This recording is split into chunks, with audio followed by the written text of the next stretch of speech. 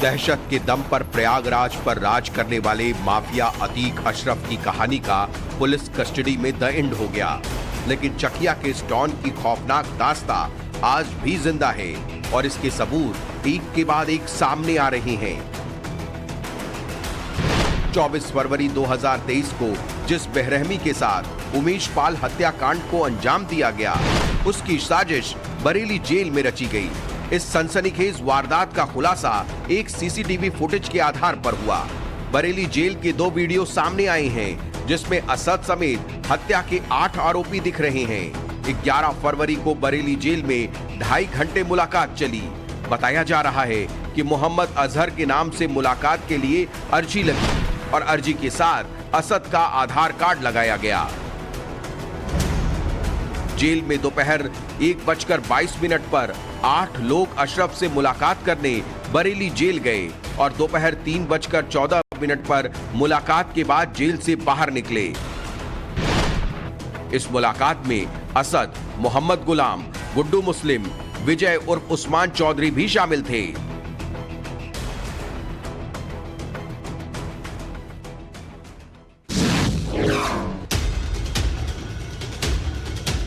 उमेश पाल हत्याकांड में अहम सबूत माने जा रहे ये वीडियो करीब 2 महीने बाद सामने आया है और ये बात अब सबको चौंका रही है, जबकि दावा यहां तक किया जा रहा है कि एसआईटी जांच में जेल के सर्वर से ये वीडियो बरामद नहीं हुए थे। तो सवाल ये है कि आखिर सोशल मीडिया पर ये वीडियो कहां से आए? इन वीडियो के सामने आने के बाद पुलिस कटघरे में खड़ी है, क्योंकि पहले सूत्रों के हवाले से यह खबर सामने आई थी कि बरेली जेल का 21 से 23 फरवरी के बीच का सीसीटीवी फुटेज गायब है।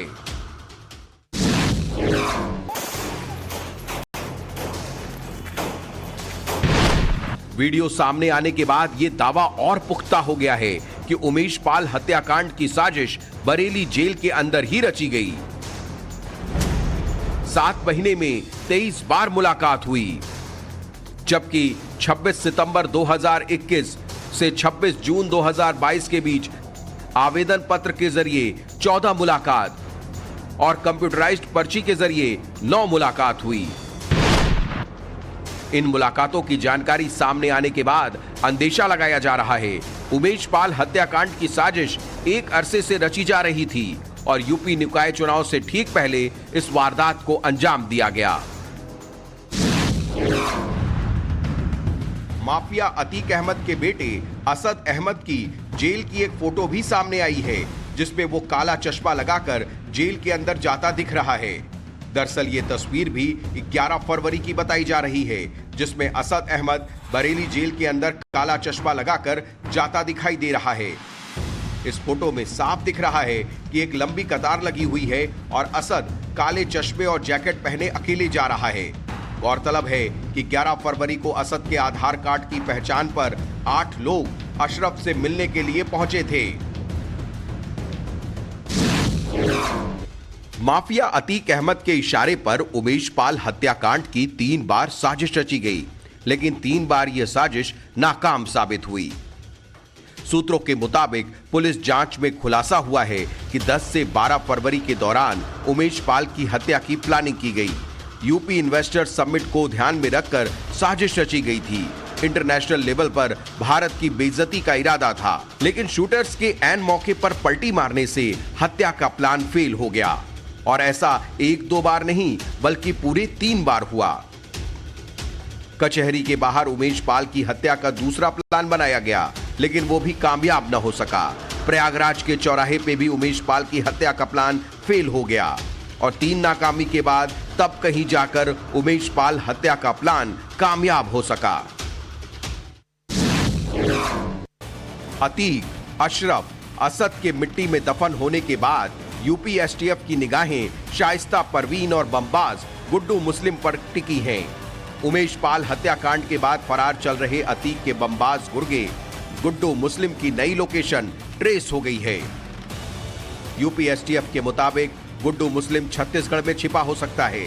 उड़ीसा में एसटीएफ के छापे से ठीक पहले गुड्डू मुस्लिम वहां से भाग गया। यूपी एसटीएफ को बरगढ़ जिले के भटली इलाके में छिपे होने की खबर मिली थी। खुद बरगढ़ रेंज के आईजी दीपक कुमार ने इस बात की पुष्टि की थी। उमेश पाल हत्याकांड में अमेरिकन आर्मी की पिस्टल का भी इस्तेमाल किया गया। बताया जा रहा है उमेश पाल हत्याकांड में हमलावरों ने कोल्ट 1911 पिस्टल का भी इस्तेमाल किया, जो बेहद ही खतरनाक है। जानकारी के मुताबिक इस पिस्टल की खासियत है कि ये मैगजीन 20 राउंड तक फायरिंग, कैलिबर 4.55 mm, वजन 930 ग्राम, लेंथ 8.58 इंच। इसके अलावा एक और विदेशी पिस्टल की जानकारी भी सामने आई है। यूपी एसटीएफ बेरेटा पिस्टल की तलाश में जुटी है। जानकारी के मुताबिक अतीक अहमद ने बेरेटा पिस्टल अपने बेटे असद को दी थी, जो अभी तक मिसिंग है। बेरेटा पिस्टल की खासियत है कि ये मैगजीन 18 राउंड तक फायरिंग करती है, कैलिबर 4.55 mm है, वजन 644 ग्राम है और लेंथ 8.5 इंच है। वहीं बताया ये भी जा रहा है कि पुलिस ने कोल्ट पिस्टल की मैगजीन बरामद की है, जो हूबहू वीडियो में दिख रही पिस्टल की तरह ही है। अतीक अशरफ हत्याकांड में एक के बाद एक सनसनीखेज खुलासे और नई जानकारियां सामने आ रही हैं। अतीक अशरफ की हत्या करने वाले अरुण मौर्य, सनी सिंह और लवलेश तिवारी ने कुल 28 गोलियां दागी थीं। जिगाना पिस्टल से 13 गोलियां चलाई गईं, गिरसान पिस्टल से 11 गोलियां और देसी पिस्टल से 4 राउंड की फायरिंग की गई। जिगाना और गिरसान दोनों ही पिस्टल विदेशी हैं। वहीं अतीक और असद की हत्या के लिए देशी पिस्टल का भी इस्तेमाल किया गया था।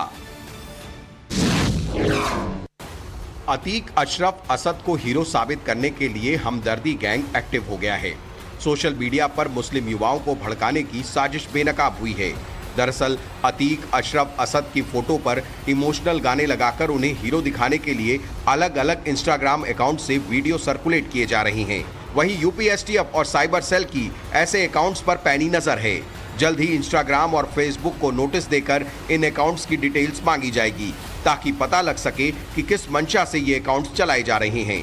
वहीं सीमा पार पाकिस्तान से भी कुछ ऐसे अकाउंट्स हैंडल किए जा रहे हैं, जिसमें असद अतीक के लिए इमोशनल गाने लगाकर उन्हें शहीद दिखाया जा रहा है, ताकि इन वीडियोस को देखकर मुस्लिम युवा भड़क जाएं। माफिया अतीक अहमद जेल के अंदर रहकर भी कैसे काला साम्राज्य का सम्राट बना हुआ था, इसकी नई जानकारी इसके मोबाइल बिल से सामने आई है। दरअसल जांच टीम के हाथ माफिया का सीक्रेट नंबर लगा है, जिसके जरिए अतीक जुर्म की दुनिया में दहशत पैदा करता था। इस फोन नंबर के जरिए अतीक मारपीट, हत्या की धमकियां देता था और अपने शूटर्स को टारगेट का ऑर्डर देता था। पुलिस के पास अतीक के मोबाइल नंबर का बिल है, जिसमें 15,000 रुपए का अमाउंट है। ये बिल 20 फरवरी 2014 का बताया जा रहा है। वहीं पुलिस इस मामले में तफ्तीश में जुटी है। हालांकि बताया जा रहा है कि जेल में बैठा अतीक कई फोन नंबर्स के इस्तेमाल करता था। उमेश पाल हत्या के बाद उसके शूटर्स का एक एक करके गेम ओवर हो रहा है। इस शूटआउट के सबसे बड़े कैरेक्टर असद और गुलाम का एनकाउंटर हो चुका है, तो वहीं एनकाउंटर से जुड़े बाकी किरदारों पर भी शिकंजा कसता जा रहा है। वहीं अब यूपी पुलिस की रडार पर अशरफ के 3 साले सद्दाम, गद्दाफी और जैद भी आ गए हैं। हत्याकांड के बाद अशरफ की पत्नी जैनब के तीनों भाई फरार हैं। पुलिस को इन तीनों पर हत्याकांड में शामिल होने का शक है। वहीं तीनों की तलाश में यूपी पुलिस की छापेमारी जारी है। पुलिस को इस बात का इनपुट मिला है कि तीनों में से एक आरोपी पहले ही किसी केस में वांटेड है, लेकिन घटना वाले दिन से ये फरार है।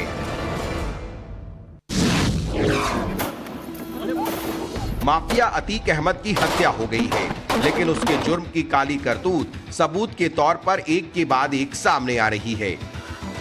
अतीक अहमद के घर का नया वीडियो सामने आया है, जिसमें माफिया डॉन अतीक खुद घर पर कब्जा करने के लिए पहुंचा था। ये वीडियो साल 2014 का है, जब सूबे में समाजवादी पार्टी की सरकार हुआ करती थी। उस वक्त राजीव टंडन नाम के व्यापारी के घर पर कब्जा करने के लिए अतीक अहमद अपने गुर्गों के साथ पहुंच गया था। बताया जा रहा है कि राजीव टंडन केबल का कारोबार करते थे, लेकिन बीमारी की वजह से वे 6 महीने तक बिस्तर पर रहे, जिसकी वजह से बैंक का लोन बढ़ता चला गया। लोन चुकाने के लिए कोचिंग स्कूल खोल लिया, जिसकी जानकारी माफिया अतीक तक पहुंच गई। फिर इसके बाद अतीक घर खाली करवाने के लिए पहुंच गया और धमकी देते हुए कहने लगा कि ये प्रॉपर्टी मैंने खरीद ली है और इसे जल्द से जल्द खाली कर दो।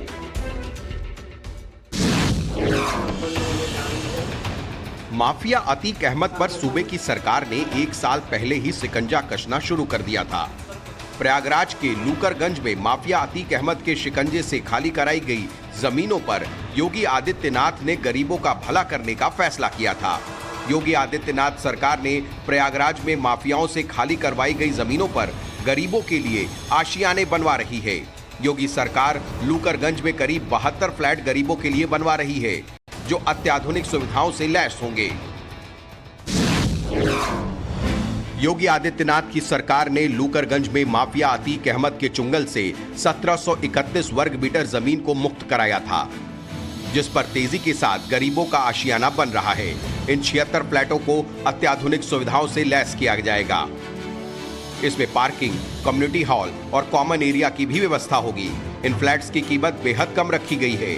योगी सरकार महज 3 लाख रुपए की कीमत में गरीबों के सपने का आशियाना देने जा रही है, जिससे गरीब तबके की किस्मत बदलना तय है। अतीक के अंत के बाद अब उसके आतंक पर योगी आदित्यनाथ की पुलिस प्रहार कर रही है और इस दौरान कई सनसनीखेज खुलासे हो रहे हैं। अतीक के चकिया वाले दफ्तर में पुलिस को खून के निशान मिले हैं। सीढ़ियों और कपड़ों पर खून के धब्बे मिले हैं। इसके साथ ही अतीक अहमद के दफ्तर से चाकू भी बरामद किया गया है। इसके बाद पुलिस ने अतीक अहमद के दफ्तर की वीडियोग्राफी भी की। वहीं सबकी निगाहें अब एफएसएल टीम की जांच रिपोर्ट पर टिक गई है कि आखिर ये खून किसका है, क्या किसी जानवर का या फिर अतीक के गैंग के जानवरों ने किसी इंसान का खून बहाया था।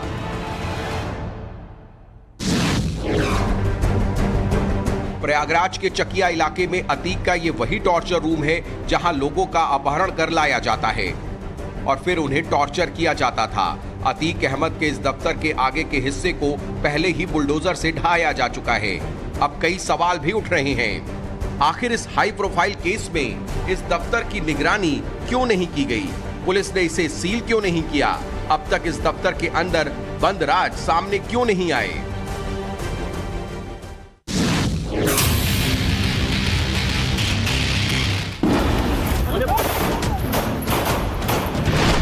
पूरे यूपी में खौफ फैलाने वाले माफिया अतीक अहमद का पैसा कोई खा सकता है, ये शायद कभी किसी ने सोचा नहीं होगा, लेकिन अब ऐसा ही सामने आ रहा है।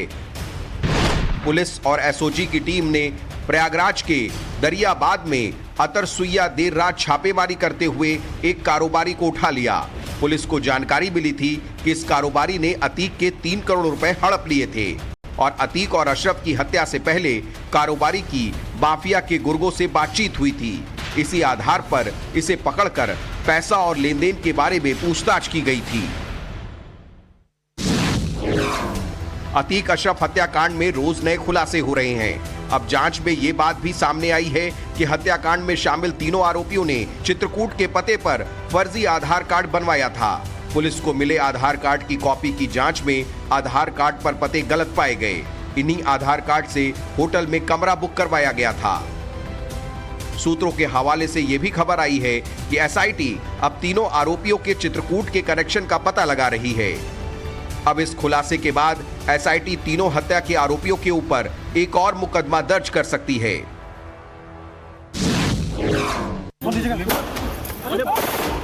अतीक अशरफ हत्याकांड को उस वक्त अंजाम दिया गया जब इन तीनों आरोपियों को कॉलविन अस्पताल ले जाया जा रहा था, लेकिन उसी अस्पताल से अब इन तीनों हत्या के आरोपियों के खिलाफ एक और सबूत हाथ लगा है।